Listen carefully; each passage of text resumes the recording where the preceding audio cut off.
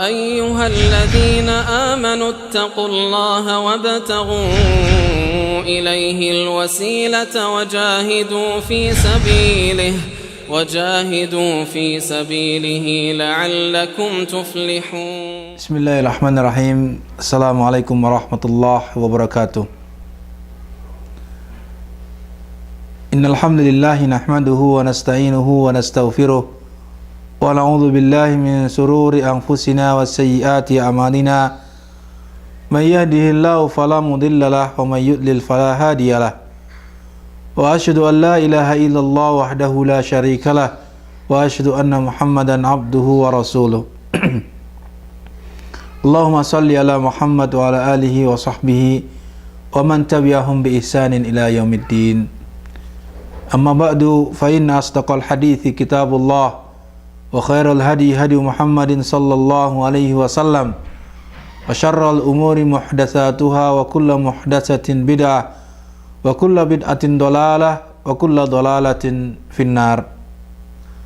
اللهم علمنا ما ينفعنا وانفعنا بما علمتنا وزدنا علما وهدى وتقى وصلاحا يا رب العالمين. Ikhwatal iman, akramani wa akramakumullah.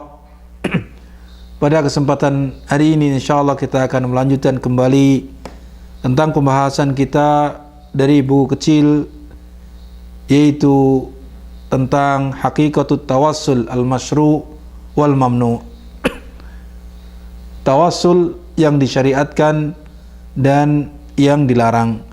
Di mana buku kecil ini adalah buku yang dikumpulkan oleh para thalabatul ilm yang dikoreksi kembali atau dimurajaah oleh Syekh Abdullah bin Abdurrahman Al-Jibrin rahimahullahu ta'ala. Pada pertemuan yang lalu ikhwatal iman telah kita bahas pada poin yang pertama, yaitu tawassul yang disyariatkan. Di mana yang dimaksud dengan tawassul yang disyariatkan sebagaimana yang telah kita lalui adalah bentuk pendekatan diri kepada Allah Subhanahu wa taala, at-taqarrub ila Allah taala bi taatihi, dengan ketaatan kepadanya, yaitu bentuk taqarrub kepada Allah Subhanahu wa taala dengan ketaatan kepadanya, wa ibadatihi, demikian pula dengan ibadahnya, wa tibai anbiya'ihi wa rusulihi, dan mengikuti para nabi dan rasulnya, wa bikulli amalin yuhibbuhullahu wa yardah, dan juga dengan amal-amal yang Allah cintai dan Allah ridhai. Di mana tawasul tersebut ikhwatal iman adalah merupakan sebab diijabahinya doa dari seorang hamba dan juga disingkirkannya, dihilangkannya bahaya ataupun musibah-musibah yang menimpa seorang hamba. Ketika seorang bermunajat, berdoa kepada Allah Subhanahu wa taala dengan bertawasul, yang tentunya dengan tawasul yang disyariatkan, maka hal itu akan memudahkan baginya untuk diijabahi doanya. Di antara macam-macam tawasul yang disyariatkan sebagaimana yang kita juga sudah sampaikan adalah yang pertama tawasul dengan zat Allah Subhanahu wa taala, nama-namanya dan sifat-sifatnya. Ya, dengan zat Allah Subhanahu wa taala yang maha tinggi, demikian pula asma-Nya lah yang husna dan sifat-sifatnya yang mulia. Seperti apa yang disebutkan dalam surat Al-Fatihah, ya, atau juga seperti apa yang dicontohkan oleh Rasulullah sallallahu alaihi wasallam dalam banyak doanya yang menyebutkan pujian-pujian kepada Allah Subhanahu wa taala atau menyebut nama-nama Allah Subhanahu wa taala di awal mulanya. Ya. Karena bertawasul dengan nama Allah Subhanahu wa taala ataupun dengan sifat-sifat Allah Subhanahu wa taala adalah dengan memukadimai, dengan mengawali dalam doanya tersebut, ya, ada pujian, ada pengagungan, ada penyebutan nama-nama Allah Subhanahu wa taala dan seterusnya. Lalu baru dia berdoa kepada Allah Subhanahu wa taala. Kemudian bentuk tawasul yang selanjutnya adalah tawassul dengan amal saleh. Tawassul dengan amal saleh. Di mana telah kita contohkan pada pertemuan yang lalu ya dengan apa yang disebutkan dalam surat Al-Fatihah dan juga apa yang disebutkan dalam kisah Ashabul Kahfi, 3 orang yang terperangkap dalam gua, kemudian mereka berdoa kepada Allah Subhanahu wa taala dengan amal soleh mereka, dengan menyebutkan amal soleh mereka. Kemudian tawassul yang ketiga adalah tawassul ya, yaitu seseorang meminta doa atau didoakan oleh saudaranya yang mukmin, saudaranya yang mukmin, ima itu dengan permintaan darinya ya, atau dengan tanpa diminta darinya. Artinya dia mendoakan orang mukmin yang lainnya tersebut karena melihat dia membutuhkan untuk didoakan, seperti kena musibah atau yang lainnya, ya diminta ataupun tanpa diminta, dengan pengetahuannya ataupun tidak dengan pengetahuannya, di hadapannya ataupun dengan tanpa dia lihat, maka ini termasuk tawassul yang dibolehkan kepada Allah Subhanahu wa taala. Inilah tawassul yang disyariatkan. Adapun pembahasan selanjutnya ikhwatul iman adalah pembahasan terkait dengan masalah tawassul ghairul masyru', tawassul yang tidak disyariatkan atau tawassul yang dilarang. Ya, tawassul yang dilarang. Apa maksudnya tawassul yang dilarang ini? Tawassul yang dilarang adalah taqarrubul abdu, ya, taqarrubul abdi ila Allah taala bi'amalin mukhalifun li kitabihi wa sunnati nabiyhi sallallahu alaihi wasallam. Ya, yaitu bentuk takarrubnya seorang hamba, pendekatan diri seorang hamba kepada Allah Subhanahu wa taala dengan amal-amal yang menyelisihi kitabullah dan juga menyelisihi sunnah Rasulullah sallallahu alaihi wasallam. Jadi dia melakukan amalan, akan tetapi amalan tersebut menyelisihi kitab Allah, menyelisihi Al-Quran, dan juga menyelisihi hadis-hadis Rasulullah sallallahu alaihi wasallam. Seperti apa? Seperti tawassul kepada Allah Subhanahu wa taala bidzati makhluqat. Ya, seperti tawassulnya seorang hamba kepada Allah Subhanahu wa taala dengan zatnya. Ya, dengan zat makhluk-makhluk Allah Subhanahu wa taala yang ada di muka bumi ini. Ya, baik itu dari kalangan para malaikat ataupun para nabi ataupun orang-orang saleh, tanpa mengikuti amal-amal soleh yang mereka lakukan, tanpa mengikuti amal-amal soleh dari kalangan orang-orang yang kita sebutkan tadi, yaitu para nabi, para rasul, dan juga orang-orang soleh, ya, tanpa mengikuti amal soleh mereka, di mana orang-orang yang disebutkan tadi di kalangan para nabi dan rasul, mereka tidak ada yang bertawasul kepada sesuatu yang dilarang dalam syariat atau tidak disyariatkan. Ya, mereka tidak mengikuti amal-amal mereka, akan tapi mereka justru menjadikan mereka sebagai ya bentuk pendekatan diri kepada Allah Subhanahu wa taala dengan zat mereka, dengan saksiyah mereka, diri mereka, atau dengan kedudukan mereka, atau dengan kedudukan mereka. Di antara tempat-tempat yang biasa dijadikan sebagai tempat juga sebagai tawassul yang memiliki kemuliaan dalam Islam, seperti Ka'bah misalkan, atau Masy'aril Haram, ya, atau mungkin pada bulan Ramadan, atau mungkin pada bulan-bulan yang diharamkan, Ashhurul Hurum, atau bulan-bulan haji, atau tempat-tempat yang lainnya yang dianggap ya di dalam Islam adalah merupakan sesuatu atau tempat yang memiliki kemuliaan, karena memang di dalamnya terdapat hadis-hadis yang menunjukkan hal tersebut.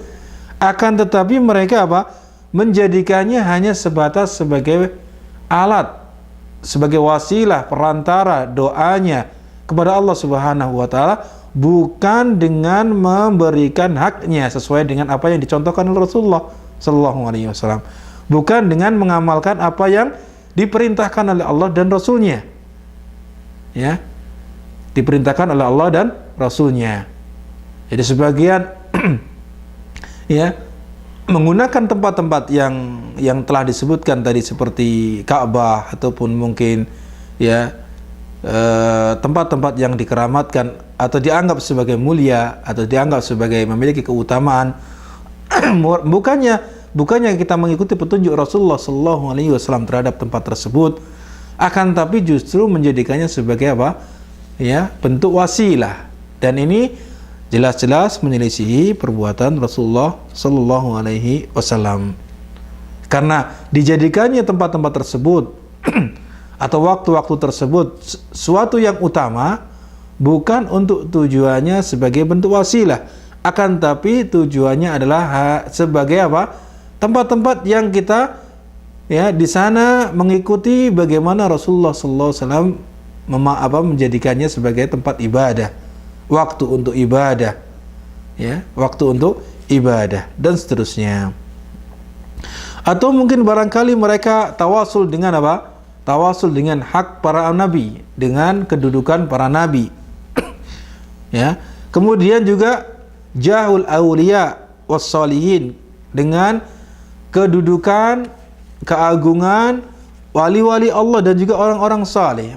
Mereka menyeru mereka, berdoa kepada mereka li'an yad'u Allah, agar mereka, ya, para wali tersebut yang sudah meninggal, orang-orang soleh yang tersebut yang sudah berada di kuburan, mendoakan kepada Allah Subhanahu wa taala untuk mereka yang masih hidup, liyakshifa anhumul ham wal gham wal hazan, agar dapat menyingkap, agar dapat menghilangkan kegundahan, kegelisahan, kesedihan, kebutuhan, ya, yang mereka miliki, masalah yang mereka hadapi.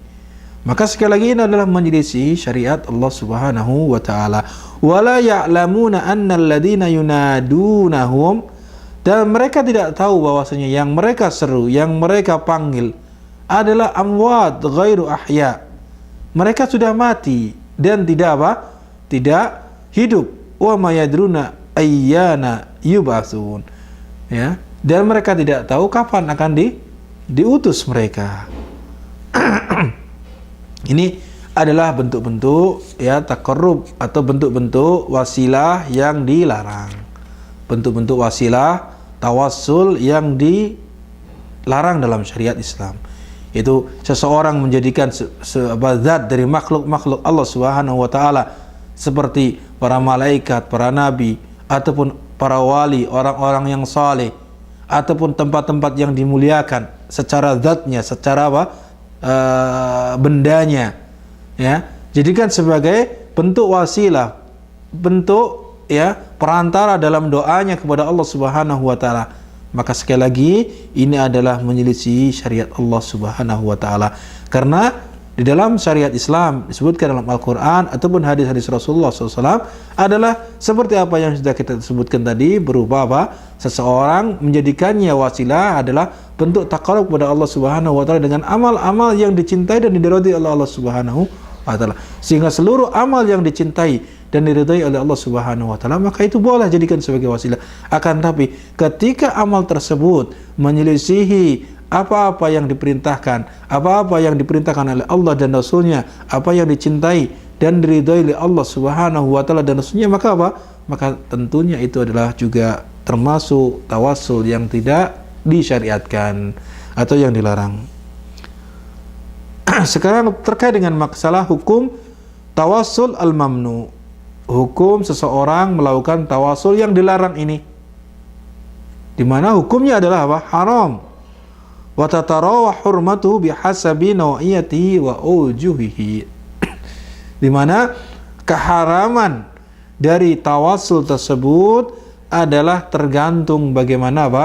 Tingkat-tingkatan tawassulnya itu. Ya. Tergantung tingkatan macam-macam tawassulnya.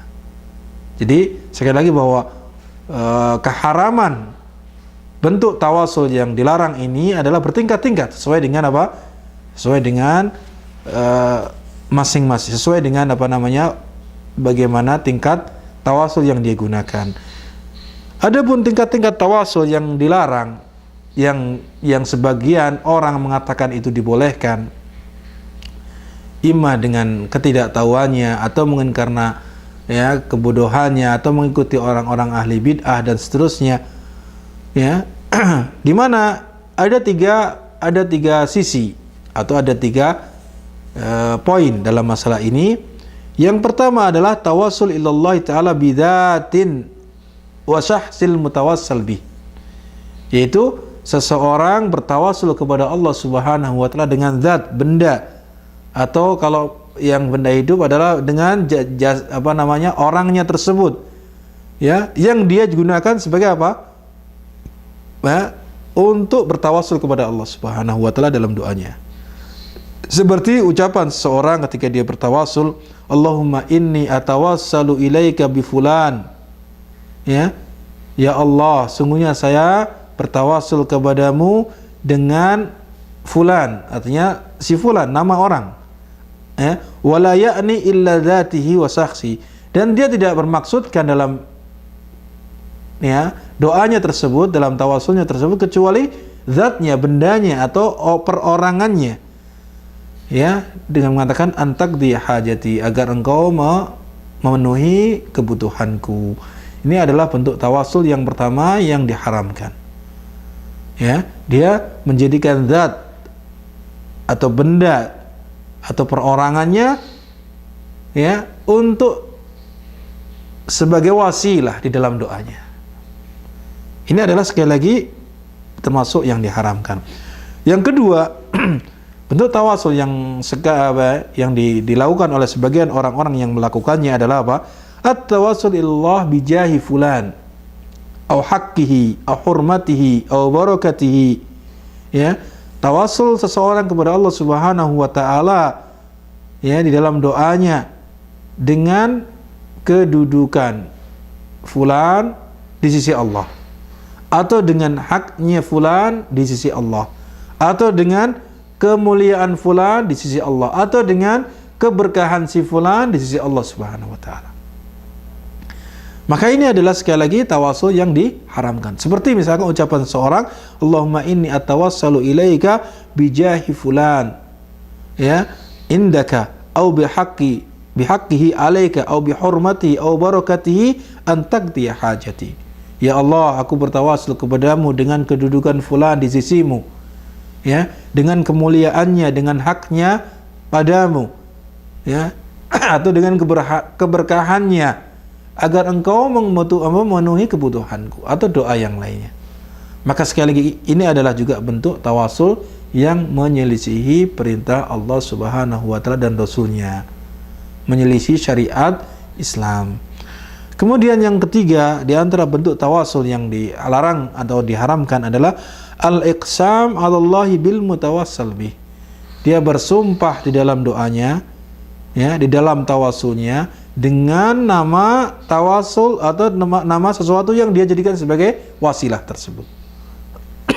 Seperti ucapan seorang, uqsim ilaika bi fulan, saya bersumpah kepadamu dengan fulan, dengan nama fulan, antaqdiya li hajati, agar engkau dapat memenuhi kebutuhanku. Jadi mintanya kepada Allah, kan tapi dia menjadikan fulan tersebut sebagai sesuatu yang dijadikan sebagai sumpah. Misalkan demi si fulan, kabulkanlah permintaanku. Maka ini tidak boleh. Ini tidak boleh. Maka ikhwatal iman, azinallahu wa iyyakum, orang-orang yang menghalalkan, membolehkan tawasul seperti ini yang tidak disyariatkan adalah mereka la yungkiruna dzalika. Mereka tidak mengingkari itu adalah sesuatu yang diharamkan. Tidak mengingkari itu adalah bahwa itu dilarang. Bal yad'una an-nas ila tawassul biha. Bahkan saat mereka mengajak orang untuk melakukan tawasul yang seperti ini. Jadi mereka mengatakan boleh, halal-halal saja.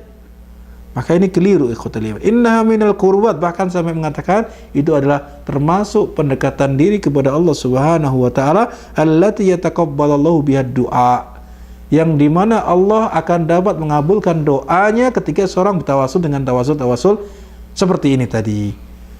Wa yastajibu, dan juga akan dapat mengijabahinya. Wal haqiqa innaha jami'an batilah fasidah. Dan yang sebenarnya tawasul-tawasul yang sudah kita sebutkan tadi, ya, bentuk-bentuk yang kita sebutkan tadi dari perkara-perkara yang diharamkan, tawasul yang dilarang, adalah semuanya batil, semuanya rusak, fasid, tidak dibolehkan. Mukhalif li usuluddin, di mana dia, ya, hal-hal tersebut menyelisihi pokok-pokok agama ini, menyelisihi dasar-dasar agama ini, wa nususihi, dan juga nas-nasnya, itu Al-Quran dan Sunnah, wa manaha syara', dan juga syariat ini melarangnya, walam ya'dan biha, dan juga tidak mengizinkan, artinya melakukan tawasul yang seperti ini. Fala yajuzu li ahad an ya'mala biha, tidak boleh bagi seorang pun untuk mengamalkan tawasul yang dilarang tadi, tidak dibolehkan, karena sia-sia. Bisa jadi dia, ya, pertama dia tidak akan dikabulkan doanya, dan juga dia akan mendapatkan dosa justru, ya, karena dia menyelisihi syariat Allah Subhanahu wa taala, menyelisihi nas-nas Al-Qur'an ataupun sunnah, di mana Al-Qur'an dan sunnah tidak mengizinkan, ya, bentuk-bentuk tawasul tersebut dilakukannya.